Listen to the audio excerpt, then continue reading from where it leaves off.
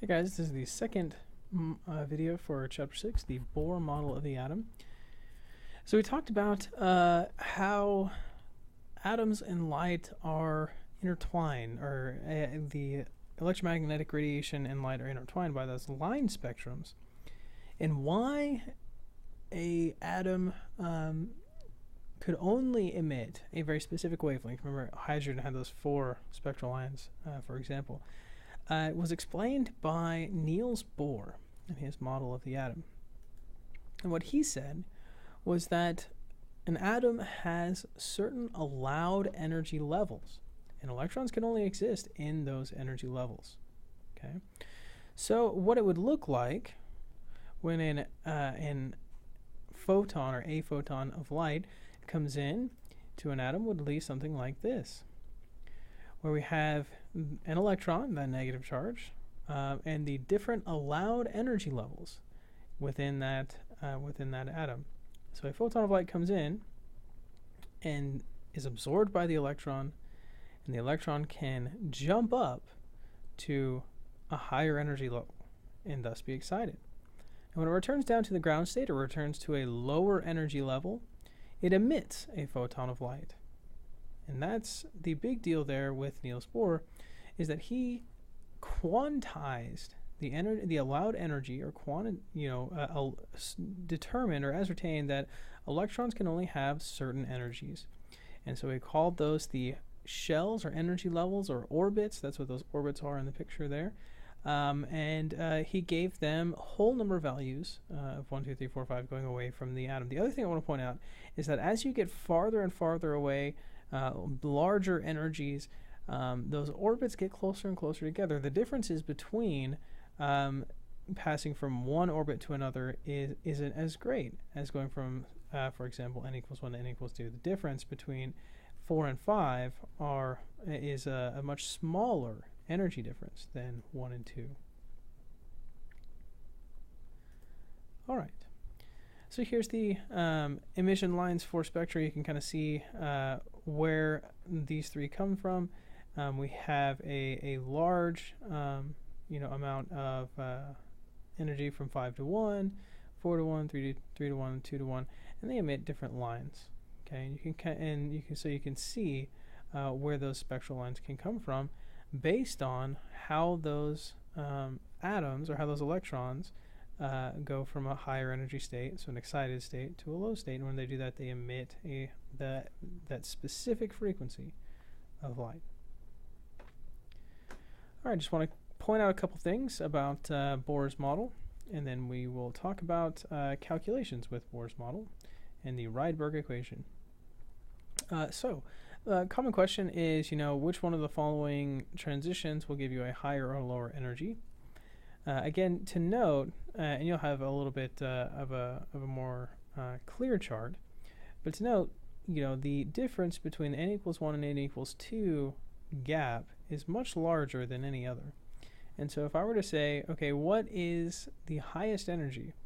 The n equals 1, n equals 2, that's absorption of light. 2 to 3, 3 to 4, or 4 to 5. You can see as we get farther and farther away, 5 to 6 would be like this.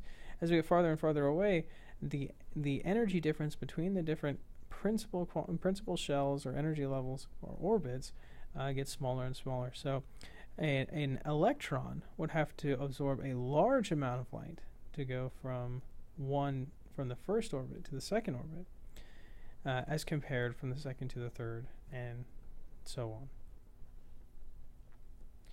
Now, the energy of this absorption or emission, going from one energy level to another, was estimated and then went back and calculated by the Rydberg equation, which is what we have right here at the very bottom, the Rydberg equation. Now, you're given all of these on your exam, but we can determine for hydrogen the energy, or we can determine the frequency and thus determine the energy of an electronic transition based just on, so these guys are constants, okay, based just on where they started, where they ended. What energy level did they start at, what energy level did they end at.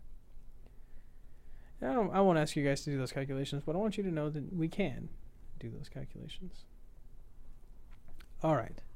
So we have light behaving as both a particle and a wave.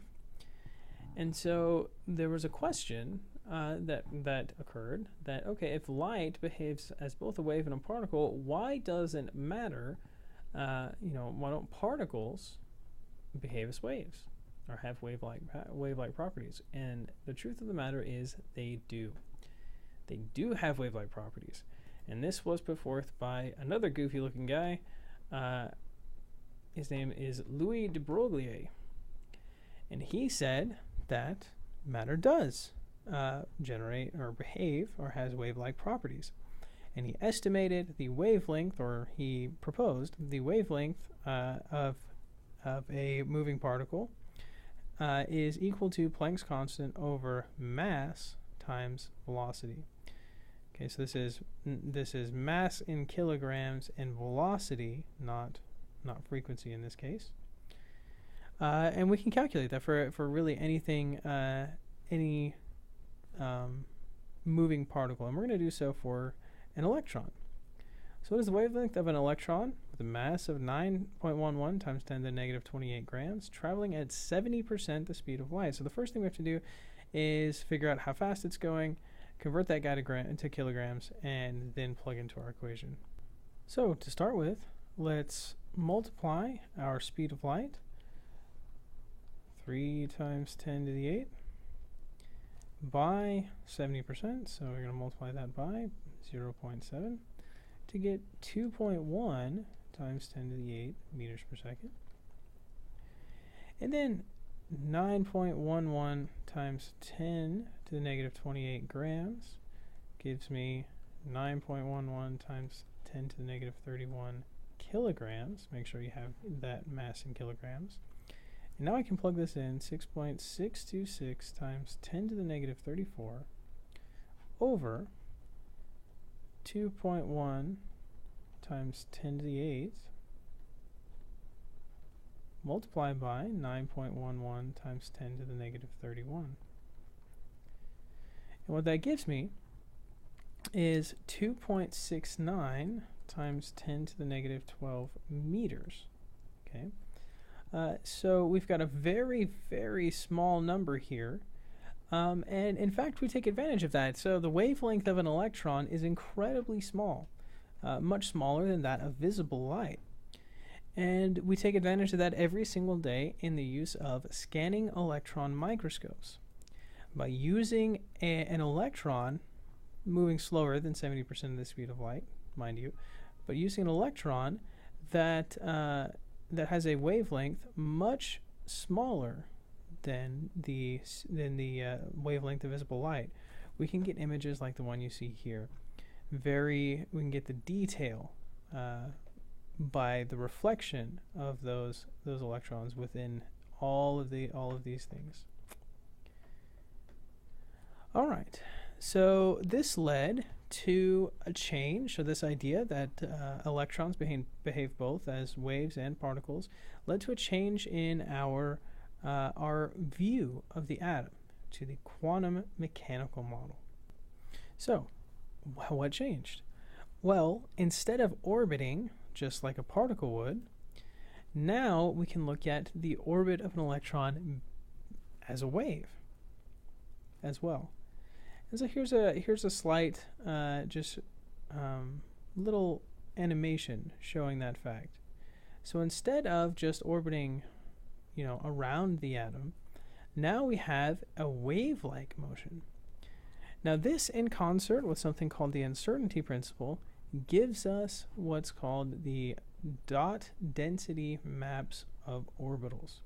Okay, so for an orbital that we'll talk about here in the next video as SP, D, and F, what those represent is kind of what you see here, is just the position of the electron around the atom. Now, where the uncertainty principle comes into play is that the uncertainty principle was proposed by Heisenberg, and it said that you cannot know the momentum and position of an electron. So you can't know where it is and its energy precisely at any given time. And so at the end of this little animation, you see a little circle. Now what that represents is the probability that the electron will be anywhere within that area. And that's kind of how we describe atoms now, is by probability. Since we can't know both its position and energy directly, what we can do is say that the electron with this energy should be somewhere within this shape. And that is the intro to quantum mechanics, and we'll talk about all of that in the next video.